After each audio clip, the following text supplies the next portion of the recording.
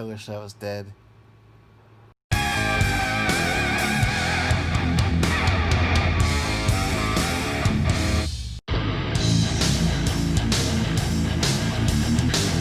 Oh, hey, YouTube human reviewer. Welcome back to Loudwire. Now, I know what you're thinking, that you should probably age restrict and demonetize and bury this video in your algorithm because it's about a scary subject, death. But don't worry, my fleshy arbitrator. I'm going to explain to you in this video why we meet your community standards while explaining the history of death as a concept in heavy metal. Come on. First off, death, ironically, is the most brutal shit in existence. And it's one of the heaviest and most puzzling events we all face. We either know everything about death or almost nothing about death.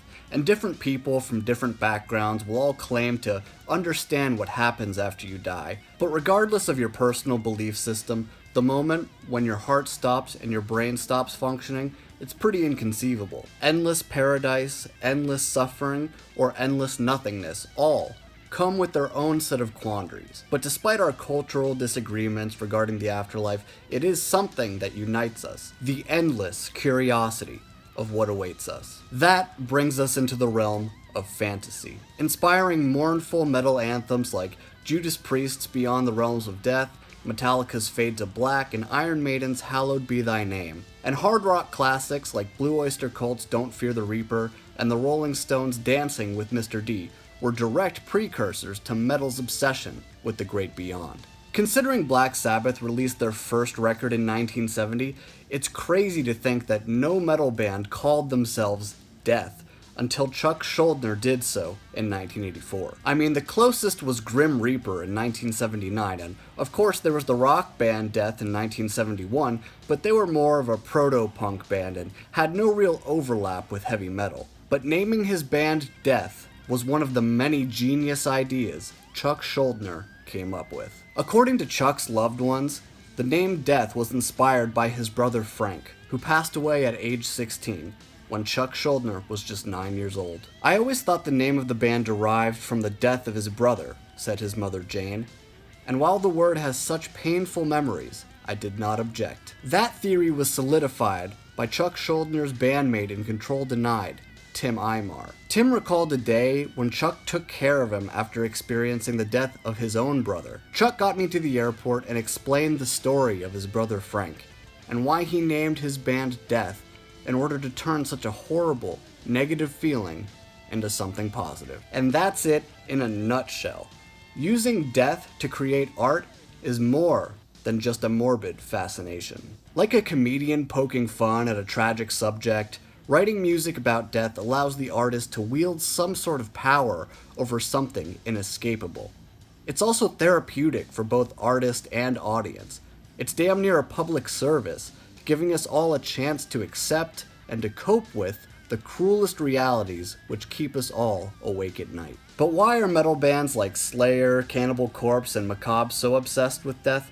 Well, maybe ask your mom why she watches so many trashy murder shows at 11 in the morning. Or ask your local TV station why their ratings spike when covering a violent crime.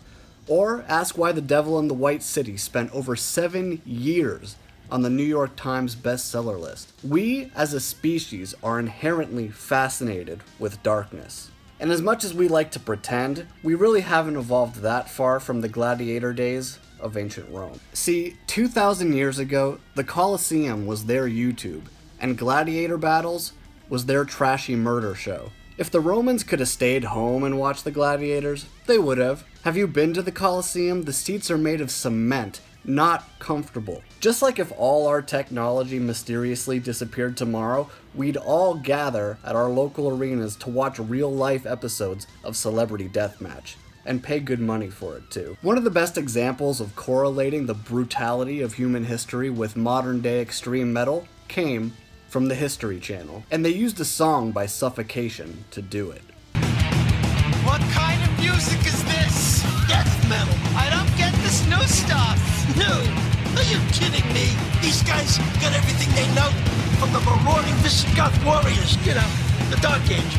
What? The Dark Ages! 600 years of degenerate, godless, inhuman behavior. The Dark Ages. March 4th at 9, only on the History Channel. Of course they used a brutal death metal song. The Dark Ages was one of the most vicious times of the first millennium. And bands who write about that stuff have more in common with your social studies teachers than the people they write about. Here's what Cannibal Corpse bassist Alex Webster had to say about their brutal lyrics. Our lyrics are just stories. They're just written to be as gross and disgusting as we could make them. At night we'd get a case of beer and watch gory horror movies. But we're not violent people at all. We just play extreme music, so we figured we needed extreme lyrics. You could argue that no band is more obsessed with death than the band Macabre, who got inspired by the subject way back in high school. We have hundreds of books and clippings about this subject. We also have a lot of videos of documentaries and such. Some people send us info too, which goes into the archives. We will never run out of killers to write about. They catch people around the world all the time, and there are plenty that have never been caught, and still so many we haven't written about. They even made a full concept album about a certain, let's say, foodie from Milwaukee. Cradle of Filth have released plenty of morbid concept records too, including Cruelty and the Beast about Elizabeth Bathory, and Godspeed on the Devil's Thunder about Gil de Rais. And of course, the Black Dahlia Murder named their band after one of the most famous unsolved cases of all time. There's even an interesting connection between our fascination with mortality and the way we act at metal shows. Just listen to Marilyn Manson talk about it. Everyone's so afraid of death, I think, that they want to get closer to it by fascinating over things like serial killers and horror movies and car crashes, and that fear of that danger at these concerts and these mosh pits. I think people get a sexual thrill from it. I think that excites people. So there's erotica then is a part of moshing? Well, maybe it's not erotic, but there's a term called eustress, and it's people's euphoric feeling over their stress. Yes. I think people thrive off of that. It's like amusement park, right at your own risk. You know at the concerts there's a hint of danger, and people like that. And we can't get into heavy metal's history without talking about the Grim Reaper. And he's taken many forms throughout the years.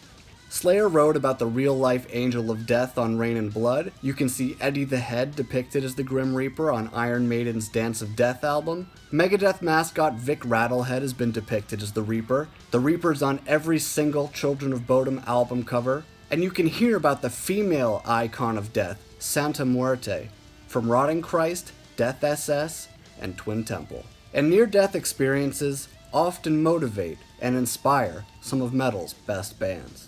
Motley Crue's Kickstart My Heart was famously written about Nikki Sixx flatlining in the back of an ambulance. Kiss's Shock Me was inspired by Ace Frehley's near electrocution on stage. Overkill's Bobby Blitz wrote Another Day to Die after being told he had just 6 months to live. And Goat Whore's whole career has been inspired by a near-death experience. Goat Whore vocalist Ben Falghost shared, "Ever since the van accident I was in back in 2001, I've always had this infatuation with death. That caused me to delve into researching death. There are actually cults that worship death, being that death is a higher power, mightier than any symbol of God. Because death is absolute." And we've all got to shed a tear about the many songs written about the metal legends who left us too soon. Like Zakk Wylde penning In This River for Dimebag Darrell, Avenged Sevenfold remembering the Rev in So Far Away, and Quiet Riot memorializing the late Randy Rhoads with Thunderbird. See, YouTube Human Reviewer? That wasn't so bad after all. We're all gonna go someday, and the more we talk about it, the more we normalize it. And maybe if you listen to some brutal metal first, you'll find yourself a little more at peace with what's to come.